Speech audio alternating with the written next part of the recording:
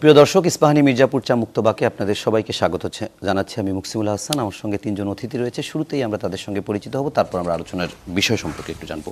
আমার একেবারে ডানে রয়েছেন মাসুদ কামাল, সিনিয়র সাংবাদিক। এরপর রয়েছেন সাইফুল হক, সাধারণ সম্পাদক বিপ্লবী ওয়ার্কার্স পার্টি, এবং সবশেষ রয়েছেন অ্যাডভোকেট আবু হেনা রাজ্জাকি, রাজনীতি বিশ্লেষক। আপনাদের তিনজনকেই স্বাগত জানাচ্ছি চ্যানেল 24 স্টুডিওতে। আজকের আলোচনায় মূলত আমরা আলোচনা অনেকগুলো বিষয় নিয়ে করতে চাই। ঈদে ঘরমুখ মানুষের ভিড়ের ভিতরে সড়ক দুর্ঘটনাও আছে, কিন্তু আমরা লঞ্চ দুর্ঘটনা আছে, রেল দুর্ঘটনা আছে, কিন্তু আমরা যে বিষয়টি নিয়ে আজকে একটু আলোচনা করতে চাই, 1 মাস পূর্ণ হলো নতুন সরকারের। তো এই নতুন সরকারের 1 মাসের ভিতরে আমরা দেখেছি ফ্যামিলি কার্ড, কৃষকদের 10,000 পর্যন্ত সুদমুক্ত ঋণ মৌকুফ, প্লাস খাল খনন কর্মসূচি, ইমাম মুয়াজ্জিন, পুরোহিতদের বেতন নির্ধারণ ইত্যাদি বিষয় যেমন আছে, ঠিক তেমনি সিটি কর্পোরেশন, জেলা প্রশাসক নিয়োগে দলীয় প্রাধান্য, পাবলিক বিশ্ববিদ্যালয়ের ভিসি নিয়োগে দলীয় প্রাধান্য, বাংলাদেশ ব্যাংকের গভর্নর পদে নিয়োগ এর ক্ষেত্রেও কিছু ক্ষেত্রে সমালোচনা হয়েছে। সেই সাথে জুলাই সনদ নিয়ে বিএনপির অবস্থান নিয়েও কিছুটা ধোঁয়াশা কিংবা কারো কারো মনে এখনও সংশয়, সন্দেহ আছে, প্রশ্ন আছে। এরকম একটি বাস্তবতায় আমাদের আজকের আলোচনার বিষয় দিয়েছে সরকারের 1 মাস। আমি শুরুতেই মাসুদ কামাল ভাই আপনার কাছে জানতে চাই, একদম শুরু থেকে আমরা সরকারকে যেভাবে দেখছি, এত অল্প সময় নির্বাচনী প্রতিশ্রুতি বাস্তবায়নের দিকে মনে হয় সর্বোচ্চ গুরুত্ব দিচ্ছে। দুটা বিষয়, একটা, সরকার কি আসলে কোনো হানিমুন পিরিয়ড কাটাচ্ছে বলে আপনার কাছে মনে হয়? এবং 1 মাসে এখন পর্যন্ত যতটুকু তারা করেছে তাতে আপনি মূল্যায়নের জায়গা থেকে ঠিক 10-এ কত দেবেন এভাবে না বলি, আপনার মূল্যায়নে কীরকম থাকবে? শুনেন, এই হানিমুন পিরিয়ড বলতে কোনো পিরিয়ড নাই, কিছু নাই। এই কারণে এটা আসলে বলা হয় কেন জানেন? ধরেন নতুন বিয়ে করছে, তো নতুন বয়সে এই ফ্যামিলির সঙ্গে তার পরিচয় নাই, এই ফ্যামিলির লোকজনকে চেনে না, জানে না। সে হয়তো এমন কিছু আচরণ করলো যে আচরণটা হয়তো তারা অভ্যস্ত না, এই ফ্যামিলি তারা একটু ক্ষমা করে, যে ও তো এই ফ্যামিলির সঙ্গে অভ্যস্ত না, কাজে ওর একটু ক্ষমা করা যায়, নতুন আসছে। তো এটা এইভাবে এটাকে হানিমুন পিরিয়ড বলা হয়। কিন্তু হানিমুনের বিয়ের পরে হানিমুন থেকে ফিরে আসলো, মনে করেন 7 দিন 10 দিন হলো, নতুন বউ যায় যদি ঘরের মধ্যে আগুন ধরাই দেয়, ওটাকে হানিমুন পিরিয়ড বলে আপনি কিন্তু ছাড় দেবেন না, তাই না? আচ্ছা, আর আরেকটা জিনিস হলো কি, এদের হানিমুন পিরিয়ড বলতে কিছু নাই, এই কারণে এটা তো নতুন না। এটা মানে এই সরকারে যারা সদস্য আছেন, যারা লোকজন আছেন, যে পার্টি আছেন, এই পার্টি বাংলাদেশকে খুব ভালোভাবে চেনে, বাংলাদেশকে চেনে, বাংলাদেশের মানুষকে চেনে, হ্যাঁ, এবং বাংলাদেশের মানুষ এদের সম্পর্কে একটা ধারণা রাখে। ওনারাও জানেন ওনাদের কি করতে হবে, ওনাদের মূল লক্ষ্যটা কী ছিল। যে বিএনপির আগে যে সমস্ত বদনাম ছিল, যে সমস্ত জায়গায় বিএনপির ব্যাপারে মানুষের সন্দেহ ছিল, প্রথমত এই বদনামগুলি দূর করা, তারপর তারা যা করতে চান সেটা করার পক্ষে, করার ফেভারে কিছু কাজ করতে চান। এই তো মূল ঘটনা। 1 মাসে তো কোনো কিছু বোঝা যাবে না। আপনি মনে করেন একটা বিশাল একটা মানে খুব ভালো গুরুত্বপূর্ণ একটা বৃক্ষরোপণ করবেন, তো 1 মাসে তো বৃক্ষ গজাবেই না, হয়তো বা গজালে 2 ইঞ্চি হবে। ওই 2 ইঞ্চি বৃক্ষর ওই অঙ্কুর দেখা আপনি কিছুই বুঝবেন না এটা কোন গাছের কি অঙ্কুর। কিন্তু আমার ব্যাপারটা হলো কি, যে তাদের মধ্যে সেই মানে আপনার প্রক্রিয়াটা আমরা লক্ষ্য করছি কিনা, ওনারা কাজটা শুরু করেছেন কিনা। যেমন ধরেন আপনি ফ্যামিলি কার্ড বলি, ফ্যামিলি কার্ড কতগুলি দিতে হবে? শেখ হাসিনা তো এই ফ্যামিলি কার্ড নামে অন্য নামে টিসিপি কার্ড 4 লাখ দিয়েছিল। জি, 4 লাখ দিয়েছিল না, 4 কোটি, 4 লাখ। আচ্ছা, টিসিপির পরে 1 কোটি করেছিল, হ্যাঁ, পরে এটা বাড়াইছিল, বাড়াইলো। তাহলে আর ওনারা দিয়েছেন কত বলতে 37,000 শুরু পাইলটিং, 37,000। তো 37,000 সঙ্গে তো ওটা তো বিরাট ডিফারেন্স, বিরাট ডিফারেন্স। তো এখন কি আমি এদের সঙ্গে এখনই কম্পেয়ার করা শুরু করবো? তা কিন্তু আমি করবো না। আমি দেখবো যে ওনারা যেটা করতে চেয়েছেন সেটা এসে 1 মাসের মধ্যে শুরু করে দিয়েছেন। এই যে শুরু করাটা, দিস ইজ ইম্পর্টেন্ট।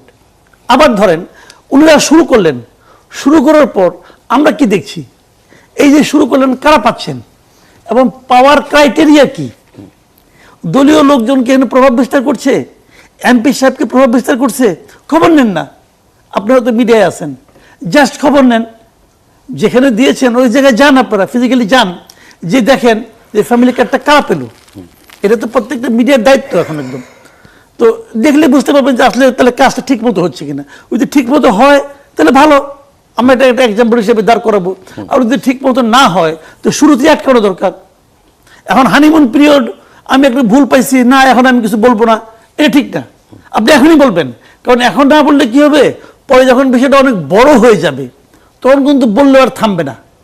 কাজে সমস্যা হলে শুরুতেই আটকাতে হবে।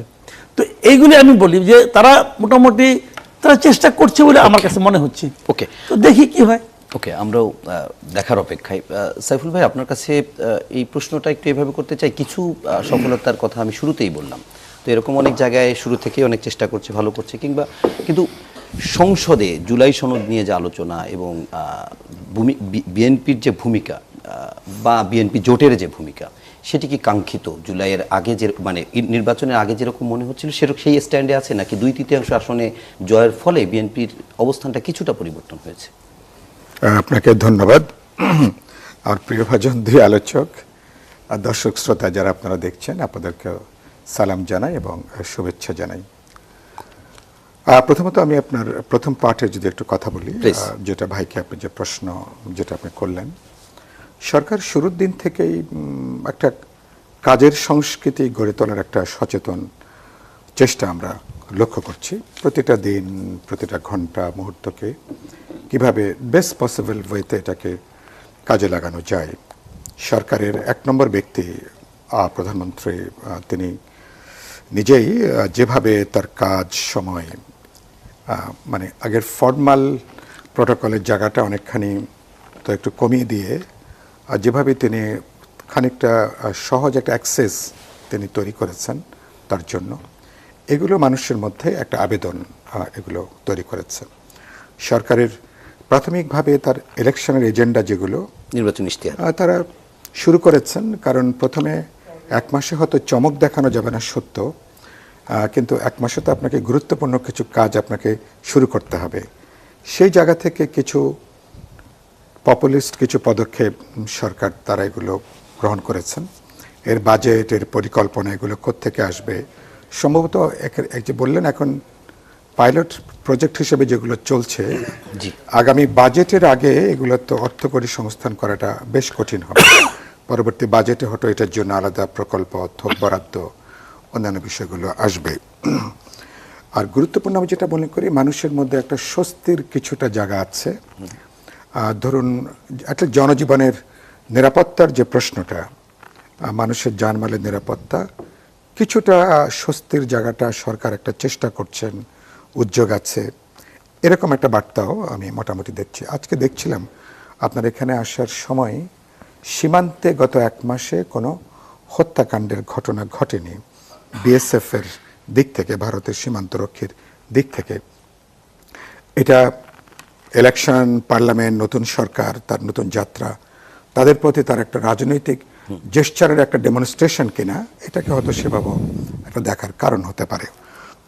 আর জুলাই সনদ, আর তারপরে সরকার তো প্রথমেই বিশেষ করে পররাষ্ট্রমন্ত্রী যেভাবে নিয়োগ হয়েছেন, ইভেন শোক প্রস্তাব যেভাবে এসছেন, যারা ধরুন যুদ্ধ অপরাধী হিসাবে পরিচিত ছিলেন এবং যারা দণ্ডিত হয়েছেন, বিচারের প্রক্রিয়া নিয়ে এটা সমালোচনা আছে, ফরমাইশি রায় নিয়ে সমালোচনা আছে, তির্যক মন্তব্য আছে, কিন্তু মানে এই ব্যাপারগুলো যেভাবে পার্লামেন্টে হয়েছে, এগুলোর সাধারণ মানুষের দিক থেকে একটা বড় অংশ এটাকে খুব ইতিবাচকভাবে এগুলো নেয়নি।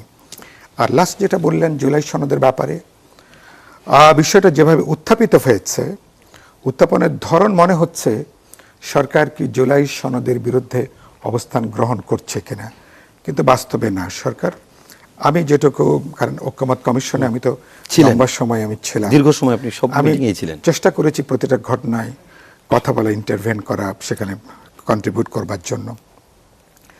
আমি নিজে ওয়ান অফ দ্য সিগনেটরিজ জুলাই সনদে। বিএনপি দিক থেকে, বিএনপি তো কিছু নোট অফ ডিসেন্টের বাইরে পুরো ব্যাপার তারা একমত ছিলেন, স্বাক্ষর করেছেন, এবং গণভোটের ব্যাপারেও তারা গণভোটের পক্ষেও তারা অবস্থান নিয়েছেন। ফলে বিএনপির একটা রাজনৈতিক একটা দায়িত্ব আছে, ইথিক্যাল মোরাল দায়িত্ব আছে জুলাই সনদের পক্ষে অবস্থানটা গ্রহণ করা। প্রশ্নটা এসছে যে জায়গাটা পাবলিকলি বিএনপি খুব বেশি পরিষ্কার করতে পারেনি, সে জায়গাটা হচ্ছে যে পার্লামেন্টে এগুলো আলোচনা হবে, জনগণ যদি সার্বভৌম ক্ষমতার অধিকারী হন, তাহলে এটা ইলেকশনের মধ্য দিয়ে মানুষ তার যখন প্রতিনিধি নির্বাচন করে, মানুষ তার সার্বভৌম পাওয়ারটাকে ডেলিগেট করে তার মেম্বারদেরকে, ঠিক আছে? তো সে অর্থে পার্লামেন্টকে এটা খুবই, পার্লামেন্টে এগুলো আলোচনা হবে, কথা হবে, বিল আকারে উত্থাপন হবে।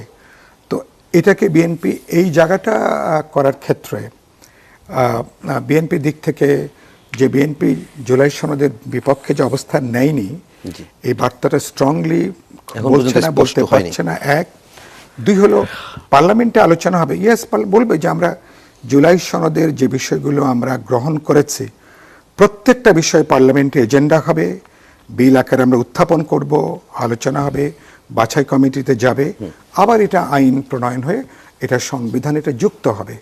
কথাটা খুব ক্লিয়ার ল্যাঙ্গুয়েজে কথাটা বলার দরকার ছিল, যে জন্য জামাত এবং অন্যরা বলবার সুযোগটা পাচ্ছে। তাহলে বিএনপি কি জুলাই সনদের বিপক্ষে কি বাস্তবে অবস্থান গ্রহণ করেছে? বারবার সংবিধান দেখিয়ে বারবার কথাবার্তাগুলো বলে। তো আমরা এই সংবিধান দুটো, একদিকে সংবিধান আছে, আবার আপরাইজিং এর পরে আমাদের যে কনসেনসাস, সেই কনসেনসাস তার একটা অসাধারণ রাজনৈতিক গুরুত্ব আছে এবং তার মূল্য আছে, তাৎপর্য আছে।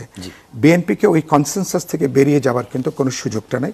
আমি বিশ্বাস করি বিএনপির উপস্থাপনা শব্দ বাক্যে যেটুকু হয়তো ঘাটতি হয়েছে বা প্রপারলি বার্তাটা না দেওয়ার জন্য, আমার মনে হয় যে এরপরে পার্লামেন্ট যখন শুরু হবে 29শে মার্চ থেকে, বিএনপি নেতৃবৃন্দ তাদের কাজ হবে জুলাই সনদকে আফোল্ড করা, কিভাবে তারা সনদটা কার্যকর করবেন, তার প্রক্রিয়া পদ্ধতি তারা কিভাবে চিন্তা করেন, টোটাল কোর্সটা তারা যদি হাজির করেন, এই খানিকটা বিতর্ক থেকে বিএনপিকে কিছুটা বেরিয়ে আসতে পারে।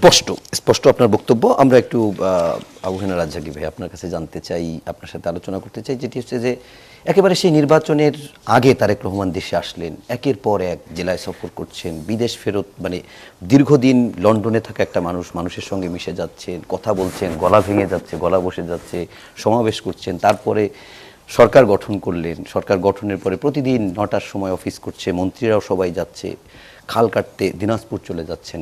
একটা নতুন বা উদ্যমে যখন আগাচ্ছে, তখন আপনাকেও আমরা দেখছি কিছু বিষয় আপনিও কথা বলছেন, বিশেষ করে জুলাই সনদ দিয়ে। সরকার কি ঠিকঠাক আগাচ্ছে নাকি কোনো জায়গায় ভুল করছে, আপনার কি মনে হয়? ধন্যবাদ আপনাকে এবং দুইজন বিজ্ঞ আলোচক, যা বলার ওনার বলে ফেলছেন, আমার আর কিছু বলার নাই। তো দেখি কিছু অ্যাড করা যায় কিনা। সাইফুল ভাই যেমন বলছেন বিগত 1 মাসে আমরা সীমান্তে কোনো হত্যা দেখিনি, জি ভালো কথা, correct. At the same time বিগত 1 মাসে আমরা কোনো আন্দোলন দেখিনি দাবি দেওয়া নিয়ে আসা, যেটা ইউনূস সরকার আসার পর থেকে প্রায় 150-200 রকমের আন্দোলন ছিল। সেই আন্দোলনগুলো ইউনূস সরকারের তৈরি নয়, বিগত সরকারের কাছে চাওয়াটা, সেটা কিন্তু ইউনূস সাহেব আসার পর 150-200 আন্দোলন হয়েছে। এখন কোনো আন্দোলন এখন পর্যন্ত আসে নাই। কেন আসে নাই প্রশ্ন রাখলাম। তাহলে ওই আন্দোলনগুলো কারা করেছিল? ব্যক্তির উদ্যোগে আন্দোলন হয় না, দলের উদ্যোগে হয়। সেই দলগুলো কারা? তাহলে কি শুধুমাত্র ইউনূস সরকারের আনস্টেবল করার জন্যই করা হয়েছিল? তাহলে সেই দাবি দাওয়াগুলো এখন নাই কেন? এখন তো নির্বাচিত সরকার আসছে। তখন কিন্তু নির্বাচিত, আজকের যারা নির্বাচিত কিংবা অন্য দলের কেউ বলে নাই তোমরা অনির্বাচিত সরকারের কাছে কেন তোমরা দাবি দেওয়া করছো, সেটাও কেউ বলেনি। কিন্তু ইনফ্যাক্ট কোনো দাবি দেওয়া দেখছি না। এইবার আসেন প্রতিশ্রুতি। প্রতিশ্রুতি 2 ধরনের ছিল নির্বাচনের আগে। একটা ছিল দলীয় প্রতিশ্রুতি আর একটা ছিল জাতীয় প্রতিশ্রুতি। দলীয় প্রতিশ্রুতি কোনটা? আমি ফ্যামিলি কার্ড দিব, আমি খাল খনন করব, এগুলো দলীয় প্রতিশ্রুতি। হ্যাঁ জি। আর জাতীয় প্রতিশ্রুতি ছিল গণভোট হবে, গণভোটের আগে সংবিধান সংস্কার হবে, সংস্কার পরিষদের ওত নিবে, ইত্যাদি ইত্যাদি। ফ্যামিলি কার্ড বাস্তবায়ন শুরু করে দিলেন এবং আপনারা বললেন কি ভোটের কালি শুকায় নাই, কিন্তু আমরা আমাদের প্রতিশ্রুতি রক্ষা করা শুরু করেছি। এই যে প্রতিশ্রুতি রক্ষা করেছেন, ইয়েস, ভালো কাজ, আমি বলছি না কাজটা মন্দ, কিন্তু আপনার এই কাজের একটা বিরাট বাজেট লাগবে। সেই বাজেটটা নিয়ে কি কোনো আলোচনা হয়েছে আদৌ সংসদে? আপনি ফ্যামিলি কার্ডের টাকাটা দিচ্ছি, আমার কোত্থেকে দিচ্ছি, আলোচনা তো হচ্ছে না। বাজেট তো বিগত সরকার করে গেছে, আলোচনা তো সংসদে হয়ে এখান থেকে কার্টেল করলাম, ওখান থেকে কার্টেল করলাম, আমাদের প্রতিশ্রুতিটা বাস্তবায়ন করি, সেটা কিন্তু হয় নাই। আবার যদি বলেন হয় নাই, হ্যাঁ, না হইলেও কিছু আসে যায় না, কেননা 2/3 মেজরিটি এমন ইটসেলফ এ ভেরি বিগ পাওয়ার। কালকে পার্লামেন্টে এই প্রস্তাব আনার পরেও এটাই অ্যাপ্রুভাল হইতো। আচ্ছা, সে কারণে। আর জাতীয় প্রতিশ্রুতির ব্যাপারে আপনি দেখেন, নির্বাচনের আগে আমি কোনো সাংবিধানিক দোহাই পাই নাই কোনো দলের, যারা মাঠে যারা সংস্কার করে নিছে, শুধু বলছে নির্বাচনটা দরকার। একটা বারো কেউ সংবিধানের দোহাই দিয়ে নির্বাচন চান নাই। সংবিধানের দোহাই দিয়ে নির্বাচন চাইলে সংসদ ভেঙে যাওয়ার 90 দিনের মধ্যে নির্বাচন নিতেন। কিন্তু যারা সংস্কার পরিষদে ছিলেন, আলোচনার জন্য যাইতেন, সবচেয়ে বড় দল যারা স্টিয়ারিংয়ে বসা ছিলেন, তারাও এই ইউনূস সরকারের কাছে বলেছিলেন আমরা ডিসেম্বর 25-এর মধ্যে নির্বাচন চাই। ডিসেম্বর 25-এর মধ্যে নির্বাচন কোন সংবিধান মোতাবেক চেয়েছিলেন? একবারও কি কেউ প্রশ্ন করেছে? কোন সংবিধানে বলা ছিল? সংবিধানে বলা ছিল সংসদ ভেঙে যাওয়ার পর 90 দিনের মধ্যে, কিন্তু ফাইনালি নির্বাচনটা হলো 586 দিন পরে। তারপরেও বলা হচ্ছে এটা সংবিধান মোতাবেক হয়েছে। কি হিসাবে? নির্বাচন কি আদৌ সংবিধান মোতাবেক হয়েছে? এত দোহাই ছিল, নির্বাচনের আগে তো কোনো সাংবিধানিক দোহাই ছিল না। এরপরে আসেন ফ্যামিলি কার্ড, যে কথাটা আপনি বলতেছিলেন। ফ্যামিলি কার্ড ভালো উদ্যোগ, মাস শেষে যদি আমার 1000 টাকা পাই, এটা যত ছোট অ্যামাউন্টই হোক, কাজটা ভালো। কিন্তু এটা কি কোনো কর্মসংস্থান তৈরি হচ্ছে? এটা কি কোনো বেকারত্ব দূর হবে? নাও, বরং আমি একটা সুপারিশ দিচ্ছি। সেই সুপারিশটা কি? আপনি 10,000 কোটি টাকা পার মান্থ লাগবে। আপনি 1 লাখ লোকের কার্ড দিলে 25 কোটি টাকা লাগে। আপনি যদি বরং আমরা যদি ওইখানে যাই, দেশটা হতদরিদ্র পরিবারে 2,500 টাকা দিয়ে খাওয়া দাওয়ার পরে শেষ, সেটা না করে আপনি চিন্তা করেন তো যে 1 লক্ষ লোকের যদি আমি 2,500 টাকা করে দেই, তাহলে 25 কোটি টাকা লাগে। আর পার হেড 2.5 লাখ টাকা ব্যয় করলে আমি কত লোক দেশে বিদেশে পাঠাইতে পারি? আমি যদি এই চিন্তাটা করি যে আমি সুন্দর সরকারি উদ্যোগে ট্রেনিং দিয়া গ্রিল মিস্ত্রি বানাবো, অথবা ওয়েল্ডার বানাবো, নার্স বানাবো মেয়েদের ক্ষেত্রে, এবং তাদেরকে যদি আমরা হাত পা ধরে বহির্বিশ্বের সাথে যোগাযোগ করে বিদেশে পাঠাইতে পারি ওই টাকা দিয়েই, তাহলে হতদরিদ্র পরিবার একবার আমার সব না হোক যাই পাঠাইতে পারি, ফরেন রেমিটেন্স আসবে, কর্মসংস্থান হবে, একটা ফ্যামিলি সচ্ছল হবে, এবং আমরা বেকারত্ব দূর করতে পারবো। সেটা না করে আমার এই যে রিলিফ টাইপের 2,500 টাকা করে আমি দিব, এটা কোথায় যাচ্ছে? আমি দেশটা নিচ্ছি কোথায়? প্লাস সেই টাকাটা কোথায়? সংসদে আপনাকে আলোচনা করতে হবে। এটা তো বাজেটটা তো কম না, পার মান্থ 10,000 কোটি, বছরে লাগবে 1,20,000 কোটি on 6th of the budget. সুতরাং এই আলোচনা, এই যে সংসদকে পাশ কাটিয়ে যাওয়া মানের, এটার কারণটা হলো 2/3 মেজরিটি। আচ্ছা, once you got the 2/3 majority, আপনি সব আইনের ঊর্ধ্বে। ওকে, আমরা এই 2/3 মেজরিটি এবং ফ্যামিলি কার্ডের টাকা কোত্থেকে আসবে, সংসদে আলোচনা হবে কিনা, বাজেটে কিভাবে এটা সংযুক্ত করা যায়, সেই বিষয়গুলো নিয়ে আলোচনা করবো। তার আগে একটি বিরতি নিয়ে আসি। দর্শক, ইস্পাহানি মির্জাপুর চা মুক্ত বাকে এ পর্যায়ে নিচ্ছে একটি বিরতি, সঙ্গেই থাকুন, ফিরছে একটু পরেই। মাসুদ কামাল সিনিয়র সাংবাদিক, রয়েছেন সাইফুল হক সাধারণ সম্পাদক বিপ্লবী ওয়ার্কার্স পার্টি, এবং রয়েছেন অ্যাডভোকেট আবু হেনা রাজ্জাকি রাজনীতি বিশ্লেষক। আমি একটু মাসুদ কামাল ভাইয়ের কাছে যেতে চাই। মাসুদ কামাল ভাই, আলোচনার ভিতরে কয়েকটি পয়েন্ট এসছে, এটি নিয়ে একটু আলোচনা করে তারপর আমরা পয়েন্টে যেতে চাই। সেটি হচ্ছে যে বিএনপির 1 মাসে কোনো আন্দোলন হয়নি, যেটি ইন্টেরিয়ামের সময় কতটি 200, 100, 300 এরকম গুনে গুনে রাখা হচ্ছিল, অনেক আন্দোলন, এরকম একটি কথা বলেছেন আপনার আবু হেনা রাজ্জাকি ভাই। এবং আরেকটি প্রশ্ন তুলেছেন যে এই যে ফ্যামিলি কার্ডটি দেওয়া হচ্ছে, এই ফ্যামিলি কার্ডের অর্থ সংস্থান থেকে হবে, বাজেট তো হয়নি। আসলে কি নতুন বাজেট না হলে সংসদে আলোচনা ছাড়াও এটা কোনো প্রক্রিয়ার ভিতর দিয়ে করা যায় কিনা? আন্দোলনের ব্যাপারটা কি, এটা আমি বলি আপনাকে। জি প্লিজ। মানুষ মানে ওই একটা কথা আছে না, যে বিড়াল মাটি নরম পাইলেই সেখানে সে তার কাজটা করে আর কি। তো যখন অন্তর্বর্তীকালীন সরকার ছিল, যারা আন্দোলন করেছে, তারা কিন্তু মনে করেছিল যে ওই সময় একটা আবহাওয়া ছিল যে এরা বৈষম্য বিরোধী আন্দোলন করে জিতেছে, তারা ক্ষমতা এসেছে, অতএব যত বৈষম্য আছে, যত দাবি দেওয়া আছে, সব বোধহয় এই সময় পূরণ করা যাবে। এই জন্য কে কার আগে মাঠে নামবে এটা নিয়ে একটা চাপ ছিল, সবাই মাঠে নেমেছে। একদম শুরুর দিন থেকে তারা আরম্ভ করছে।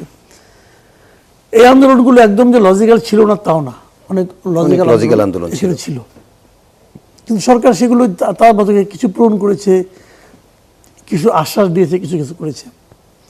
আর এই সময় যেটা হয়েছে, এখন যেটা পলিটিক্যাল গভর্নমেন্ট আসছে, জি, এখন ওই সময় তারা যারা আন্দোলন করতো তারা কিন্তু অনেকের সঙ্গে প্রথমে যোগাযোগ করছে, যোগাযোগ করে কোনো সাড়া পায় নাই, সাড়া না পেয়ে মাঠে নেমেছে। এখন কিন্তু এরই মধ্যে এরা অনেকে যোগাযোগ করতেছে, পলিটিক্যাল লিডার তো এরা কিন্তু সবসময় একটা মানে সান্ত্বনা মানে শোনা, দাঁড়ান দেখতেছি হয়ে যাবে, ইন্টারনালি চেষ্টা করছে, কটা দিন ওয়েট করেন করবো, এই সমস্ত কারণে আন্দোলনগুলো হচ্ছে না। তার মানে আন্দোলন হবে না আমি এটা মনে করি না। 6 মাস যে এটা দেন, প্রচুর আন্দোলন আসবে এখানে। মানে এগুলি দাবি দেওয়াগুলি লজিক্যালি, মানে শুনেন ভাই, গরিব তো আমরা, মানুষ হিসেবে আমরা গরিব, আমাদের সংসার তো এমনি চলে না, তার মধ্যে এই সমস্ত প্রবলেমগুলো থাকলে তারা তো আসবেই আন্দোলন নিয়ে। এটা হলো একটা দিক। আর দ্বিতীয় যে দিকটা, ওটা আপনি কি বললেন? দ্বিতীয় দিকটা আমি বলছিলাম বাজেটটা ফ্যামিলি কার্ডের করতে, ওনারা তো আসলে এখনই সবাইকে দিচ্ছে না, পাইলট সিস্টেম করেছে। এটাই 37,000, 38,000, এটা এমন কোনো বড় টাকা না। এর মধ্যে বাজেট চলে আসবে আর তো 2-3 মাস মাত্র। এবং যেটা সামাজিক নিরাপত্তা বেষ্টনীর খাতে যে বরাদ্দ ওখানে ছিল ওখানে সেখান ওখান থেকে থেকে এটা পেয়ে যাবে তারা আগামী। তার আওয়ামী লীগ আমলে কিন্তু অনেক এই ধরনের আপনার জনহিতকর অনেক মানে জনতুষ্টিমূলক প্রজেক্ট কিন্তু অনেক ছিল, করোনার সময় ছিল। হ্যাঁ, অন্য সময় আওয়ামী লীগ আমলে অনেক বেশি ছিল, যে বিধবা ভাতা, তারপরে আপনার বয়স্ক ভাতা, এগুলো ছিল। শেষ পর্যন্ত সেগুলো কোথায় যে জমা হতো, মেম্বারের মায় পাইতো না কে পাইতো, এটা তো পরে আলাপ, কিন্তু সরকারের কাছ থেকে টাকাটা যাইতো, তাই না? ওটাও যদি তারা ঠিকঠাক মতো হ্যান্ডেল করে তাহলে অনেক কিছু চলে আসবে এখানে। কাজে আমি মনে করি এটা কোনো প্রবলেম না। কিন্তু আপনি যে মূল যে পয়েন্টটা ছিল, মূল পয়েন্টটা একটু বলি, যে এই সরকারের 1 মাসে যদি আমরা হিসেব করতে বসি, 1 মাসে তারা কি কি ভালো পেরেছে, কি কি ভালো পারেনি, আমার মনে হয় এই জায়গায় যদি আলোচনা থাকেন তাহলে আমাদের মানে আমার মনে হয় আমরা একটু মানে কথা বলতে পারি। হ্যাঁ, যেমন ধরেন এই সরকার প্রথম যে মানে আমি মনে করি যেটা ব্লান্ডার করছে, একদম ব্লান্ডার মানে কি, এমন কিছু কাজ করছে যেখানে কোনো জবাব নাই, এবং তারা জবাব দেয়ও নাই। এতদিন হয়ে গেল তারা কোনো জবাব দেয় নাই। নাম্বার 1 প্রশ্ন ছিল যে হোয়াই খলিলুর রহমান, এর কোনো জবাব তাদের কাছে নাই। এবং এইটা জবাব না দেওয়ার মাধ্যমে তারা কিন্তু একটা সন্দেহ মানুষের মধ্যে ঢুকাই দিছে যে এই নির্বাচনটা ছিল একটা আন্ডারস্ট্যান্ডিং এর নির্বাচন। এটা কিন্তু মানুষের মধ্যে কিন্তু এই সন্দেহ ঢুকে গেছে। প্রথম দিন প্রশ্ন করছে, যখন সে প্রশ্নের কোনো উত্তর পায় নাই তখন মানুষ যার যার মতো করে সন্দেহ করছে, এবং এটাই হয়। কিন্তু যখন আপনি উত্তর না পাবেন তখন মনে করেন আপনি অন্ধকার রাস্তাতে হাঁটতেছেন, হঠাৎ করে একটা আওয়াজ হলো, এখন আপনি যদি উত্তর না পান যে কিসের আওয়াজ, ডাল ভাঙলো নাকি কেউ আচার খেলো না কি হইলো, যদি আপনি উত্তর পান তাহলে আপনি জেনে গেলেন। যদি উত্তরটা না পান তাহলে কিন্তু আপনি জিন ভূত অনেক কিছু এনে আপনি হাজির করবেন, কিন্তু উত্তর কিন্তু আমরা কেউ পাইনি। এবং একটা ডেমোক্রেটিক গভর্নমেন্ট, তাদের কিন্তু দায়িত্ব ছিল জনগণকে ইনফর্ম করা যে হোয়াই খলিলুর রহমান। এটার মাধ্যমে কি হয়েছে, নির্বাচনটাকে তারা প্রশ্নবিদ্ধ করে দিয়েছে। কারণ অন্তর্বর্তীকালীন সরকার বলেন, তত্ত্বাবধায়ক সরকার বলেন, যে নির্বাচনকালীন যে সরকার যা নাকি নিজেদেরকে নির্দলীয় দাবি করেছে, সেই সরকারের একজন লোককে যদি আপনি ইমিডিয়েট পরের গভর্নমেন্ট যদি তার মন্ত্রিসভায় নেয় তাহলে প্রমাণ হয় যে ওরা এদের পক্ষে কাজ করছে। 1 নম্বর। 2 নম্বর হলো তাদের আমি নেগেটিভগুলি বলি, পজিটিভগুলি তো আগে এতক্ষণ আলাপই হলো। নেগেটিভগুলি সেটা হলো আপনার এই স্থানীয় সরকার, বিভিন্ন সিটি কর্পোরেশনের যে দলীয় লোককে প্রশাসক নিয়োগ করা, এটা মারাত্মক ভুল করছে। এটা তার জন্য বুমেরাং হবে। কিভাবে বুমেরাং? কিভাবে? যেমন ধরেন ওনারা তো ভেবেছে যে এই লোকগুলিকে আমি আবার ইলেকশনে পাশ করে নিয়ে আসবো, তাই কি এই লোকগুলি ইলেকশনে পাশ করে আসবে এটা কিন্তু ভাবে নাই, পাশ করিয়ে নিয়ে আসবো। যখন আপনি নিয়ে আসার কথা ভাবেন তার মানে কি আপনি এখানে একটা ঝামেলা করবেন, ওটা আর ইলেকশন থাকবে না। আর এরা আসতে পারবে এটা মনে করেন না। কারণ আমি বলি আপনাকে, যেমন ধরেন একজন লোক যাকে আপনি আজকে প্রশাসক হিসেবে নিয়োগ করলেন, তার তো কিছু ভোট ব্যাংক আছে, কিন্তু সে যখন 6 মাস এখানে থেকে যাবে, 6 মাস পরে যখন ইলেকশন করবেন, এই 6 মাসে তার ভোট জাস্ট অর্ধেক হয়ে যাবে। এবং তাকে তখন পাশ করে আনতে গেলে গভর্নমেন্টকে আবার ইঞ্জিনিয়ারিং করতে হবে।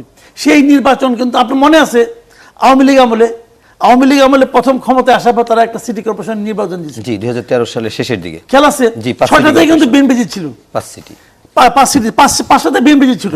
এবং জেতার পর আওয়ামী লীগ চারে নির্বাচন তো হচ্ছে না, এই যে তাদের মধ্যে নানা রকম ক্যারিকেচার শুরু হয়ে গেল, নির্বাচন ছাড়া ভোট ছাড়া কেমন কেটে ক্ষমতায় থাকা যায়।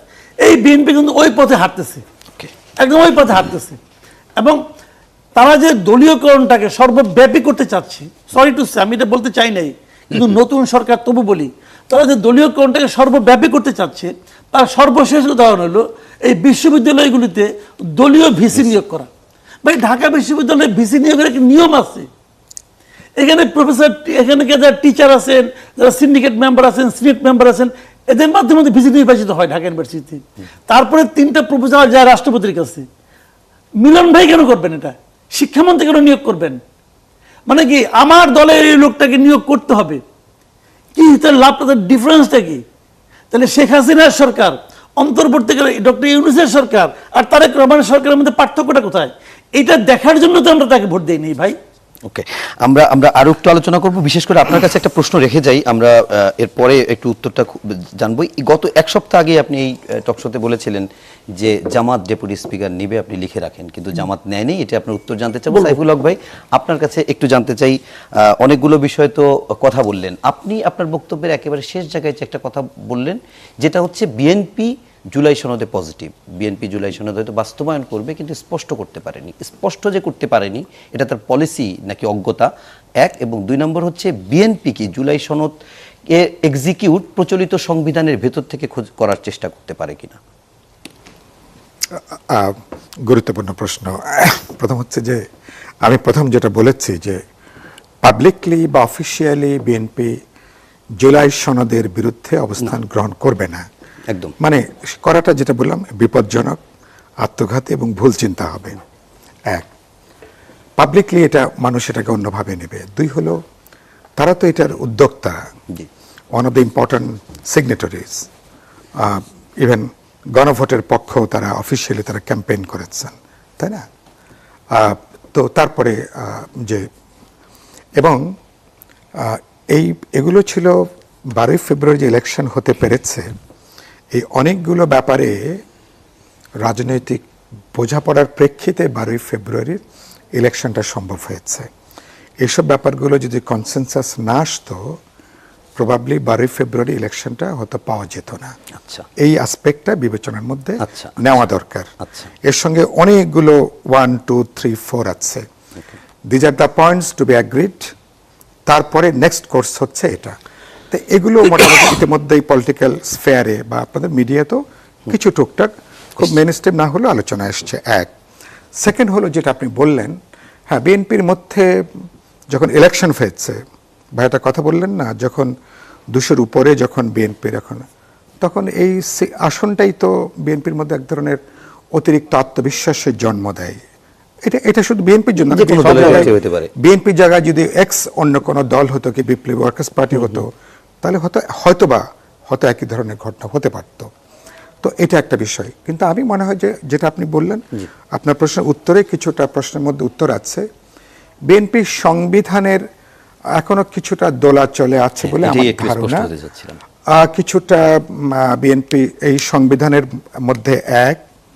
দুই হলো যে যেহেতু কনস্টিটিউশন পার্লামেন্ট এখন ফর্ম হয়েছে, সেই পার্লামেন্টের মধ্যে যেটা বললাম, বিএনপি প্রবাবলি ওই পথেই যাওয়ার সম্ভাবনা হচ্ছে বেশি, যে তারা ওই বিলগুলোকে, যেসব ব্যাপারে আমরা 31 দফায় একমত হয়েছি বিএনপির সাথে বিপ্লবী ওয়ার্কার্স পার্টি, কি গণতন্ত্র মঞ্চ বা যুগপথের, প্লাস জুলাই সনদের অনেকগুলো প্রশ্ন যেখানে ব্রডলি আমাদের একটা কনসেনসাস আছে।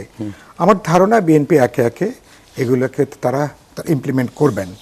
এবং আমি এখনো আমি ওরকম কোনো নেতিবাচক আমি চিন্তা এখনো করতে চাই না। বিএনপি এখনই মনে করি ইতিবাচকভাবেই তারা চিন্তাটা করছেন, কারণ পুরনো জমানায় তো কেউ আর আসলে ফিরতে চান না। তো সেই জায়গাগুলো থেকে আমার মনে হয় যে তারা এটাকে হাজির করবেন। তো প্রবলেমটা হবে জুলাই সনদে, যেখানে আপনি আবার ওর মধ্যে আছে যে 180 দিন এই পার্লামেন্টের ডুয়াল রোল। একদিকে এটা সাধারণ এটা আইন প্রণয়নী প্রতিষ্ঠান হিসেবে যেভাবে কাজ করবে, আবার 180 দিনের জন্য এটা একটা কনস্টিটিউশনাল একটা বডি হিসাবে এর একটা কনস্টিটিউশন পাওয়ার নিয়ে এই পার্লামেন্টটা কাজ করবে।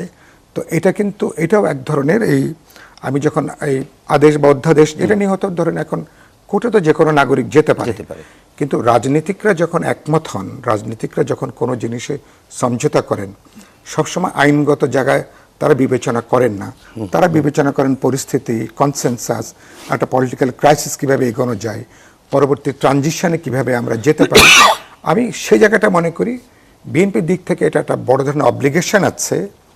এই অব্লিগেশনকে বিএনপিকে জনবদ্ধ করে, জনগ্রাহ্য করে বোঝা যায় এরকম ভাষা, ল্যাঙ্গুয়েজে কথা বলতে হবে। আদারওয়াইজ বিএনপি জুলাই সনদের বিরুদ্ধে অবস্থান নিচ্ছে কিনা, এই দায়টা বিএনপির পক্ষে নিয়ে খুব বেশি দূর যাওয়াটা কিন্তু বেশ কঠিন হবে আর কি, বেশ কঠিন হবে। ফলে সংবিধানে তারা চেষ্টা করবেন, কিন্তু ওটার একটা উত্তর লাগবে।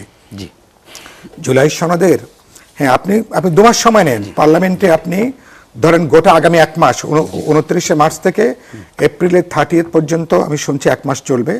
আপনি পুরো 1 মাস আপনি আলোচনা করেন, আলোচনা করে তো বলতে হবে, কিন্তু বিএনপি একটা ফাঁকও রেখেছে, একটা সুযোগ রেখেছে যে পার্লামেন্টে আলোচনা করে যদি আমরা একমত হতে পারি তখন এটা যে সংবিধান সংস্কার পরিষদ হিসেবে কাজ করবে, সভা হিসেবে কাজ করবে, এটা বিল আকারে আইন হয়ে যখন এটা সংবিধানে যুক্ত হবে তখন প্রয়োজন বোধে আমরা শপথ গ্রহণ করব। আমরা দ্বিতীয়বার শপথ গ্রহণ করব। এই অ্যাক্সেস বিএনপির জন্য কিন্তু আছে এবং আমার ধারণা বিএনপিকে হয়তো ওই পথেই যাওয়ার প্রয়োজন হবে। এর অন্যথা হলে এর রাজনৈতিকভাবে মনে হয় বড় ধরনের মাসুলের জায়গা হয়তো আমাদের জন্য আসতে পারে। এটা বিএনপির একার জন্য না, এটা মানে অনেকের জন্য বড় মাসুল হবে আমাদের জন্য। রাজাকি ভাই, আপনার কাছে একটু ছোট্ট করে জানতে চাই, সেটা হচ্ছে যে আপনি একজন আইনজীবী, সেই হিসাবেই জানতে চাই যে বলা হচ্ছিল সংসদে পয়েন্ট অফ অর্ডারে বিরোধী দলীয় নেতা জামাতের আমির ওই প্রশ্ন তুলেছেন যে এক মাসের পুঞ্জিকা মাস অনুযায়ী 1 মাসের পর মানে এটার ভেতরেই সংবিধান সংস্কার পরিষদ গঠন করতে হবে, কিন্তু 1 মাস হয়ে গেছে, গঠিত হয়নি, তাহলে কি এটা আর মানে এটার আর সুযোগ থাকলো কিনা? আর সেকেন্ড হচ্ছে যে যদি সেটা ডিসলভ হয় বা না হয়, প্রচলিত সংবিধানের ভেতর থেকেই বিএনপি জুলাই সনদ বাস্তবায়ন করার চেষ্টা করলে সফল হওয়া সম্ভব কিনা? ধন্যবাদ আপনাকে। শুনেন, মেইন হলো সবকিছু আলোচনার বিষয়। জি, আপনি কিছু অনিয়মও যদি থাকে সেটাকে যদি আমরা সব পক্ষ মেনে নেই, ধরেন আমরা এখানে একটা সিদ্ধান্ত নিলাম এই কাজগুলো করব, এখন দেখা গেল এর ভিতরে নিয়ম মোতাবেক যেভাবে আসতে হয় আসে না, প্রপারলি আসে না, কিন্তু আমরা 4টা পক্ষ যদি একমত হয়ে যাই যে কিছু অনিয়ম থাকলে আমরা মেনে নিব, তাহলে কিন্তু সমস্যা হয় না।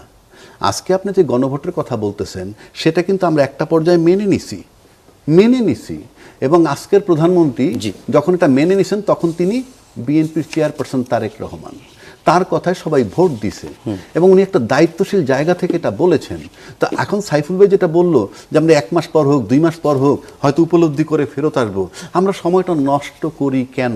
যদি আমরা করবই, এতে ক্ষতি হবে কি? এতে তো দেশের কোনো ক্ষতি হবে না, রাষ্ট্রের কোনো কি সাধারণ জনগণের ক্ষতি হবে না, রাষ্ট্রের ক্ষতি হবে না, বহির্বিশ্বের সাথে সম্পর্কের ঘাটতি হবে না, হবে আমাদের কিছু পরিবর্তন। সেই পরিবর্তনটা আনতে বাধাটা কোথায়? এখন তারা যদি মনে করে এইটা অ্যাপ্রুভাল দিলে পরে এই কি যে আমাদের দলীয়ভাবে যে ক্ষমতাটা থাকে তার কিছু কমে যায়, সেটা যদি থাকে সেটা তাহলে দল কেন্দ্রিক চিন্তা হইল, রাষ্ট্রকেন্দ্রিক না, 1 নম্বর। 2 নম্বর হইল আমরা যদি যে সংবিধানটা যে অবস্থায় আছে শেখ হাসিনা চলে যাওয়ার পর ওই সংবিধানের ভিতরে কিন্তু তত্ত্বাবধায়ক সরকারও নাই আর অন্তর্বর্তীকালীন সরকারও নাই। যে সরকারের কথা সংবিধানে নাই তাহলে সেই সংবিধানটা এই সরকার চালায় নাই। গল্প মুখে করলে তো হবে না। আমার নাম যদি আমার বইতে, যেমন আপনার চেয়ারম্যানের নাম যদি আপনার এখানকার গঠন প্রণালীর মধ্যে না থাকে তাহলে আপনার চেয়ারম্যান তো এটার চেয়ারম্যান নন, কাজে উনি সাংবিধানিক সরকার না ইউনূস সাহেব। তাইলে অন্তর্বর্তীকালীন সরকার তো সংবিধানের বাইরে, উনি তো ওই সংবিধান চালাইতেই পারেন নাই, যার জন্য 26শে ফেব্রুয়ারিতে নির্বাচন হয়েছে এবং সবাই সেটা মেনে নিছে সংবিধানের বাইরে। এখন এসে যদি বলেন সংবিধান মোতাবেক নির্বাচন হচ্ছে, অ্যাবসার্ড। এটা হলো 2/3 মেজরিটির শক্তি দেখানো ছাড়া আর কিছুই নয়। তবে আমি মনে করি এই জুলাই সনদের পদক্ষেপ নিয়েই কিন্তু সংবিধান সংস্কার এবং সেখানে ঢুকতে হবে, এটা হলো প্রবেশ দ্বার বলতে পারেন, তাহলে এই সংবিধানে ঢোকা কঠিন হবে। ওকে, অনেক ধন্যবাদ। আমরা একটা বিরতি নিয়ে আসি। দর্শক, ইস্পাহানী মির্জাপুর মুক্তবাকে এ পর্যায়ে আরও একটি বিরতি নিচ্ছি, সঙ্গেই থাকুন, ফিরছি একটু পরেই। যেতে চাই মাসুদ কামাল ভাই, যে প্রশ্নটি আপনাকে করেছিলাম বিরতির আগে, আপনি গত সপ্তাহে ঠিক 1 সপ্তাহ আগে এখানে বলে গেছেন যে জামাত ডেপুটি স্পিকার কোনো শর্ত ছাড়াই নেবে, আপনি লিখে রাখেন, কিন্তু জামাত নেয় নাই। ব্যাখ্যা আপনার? ওটা লিখে রাখছেন? মনেই আছে, লেখার দরকার। ওটাকে কাইটা দেন। কেটে দিলাম। আমি এটা ভুল বলছি, আমার কথাটা ভুল প্রমাণিত হয়েছে, হইতেই পারে না, হইতে পারে। আমি তো জ্যোতিষও না এবং আমি ফেরেশতাও না, আমি সব জানতা না। আমি আমার মতো করে কোয়েশন করছি। আমার এই কোয়েশন জন্য জামাতকে আমি যতটুকু চিনি, যতটুকু জানি, জামাতের নেওয়ার কথা আমার হিসাব অনুযায়ী, আমার হিসাব মেলে নাই। জামাত 91-এও কিন্তু নিতে পারতো একটা মিনিস্ট্রি, জামাত নেয় নাই। না নিয়ে আমি জামাতের অনেক নেতার মুখেও শুনছি তারা ভুল করছে। ওই হিসেব থেকে আমি বলেছিলাম এবার জামাত নেবে, কিন্তু জামাত নেয় নাই। না নিয়ে এখন 2 দিন পরে জামাত আবার কি বলে শুনি, আমরা ওয়েট করি। কিন্তু আমার কথা হলো কি, আমরা তো মনে করেন একটা ঘটনার প্রেক্ষিতে দলটাকে চিনে ওইভাবে হিসাব করে আমি আমার একটা অপিনিয়ন দিয়েছি এবং আমার ধারণা ছিল তারা নিবে।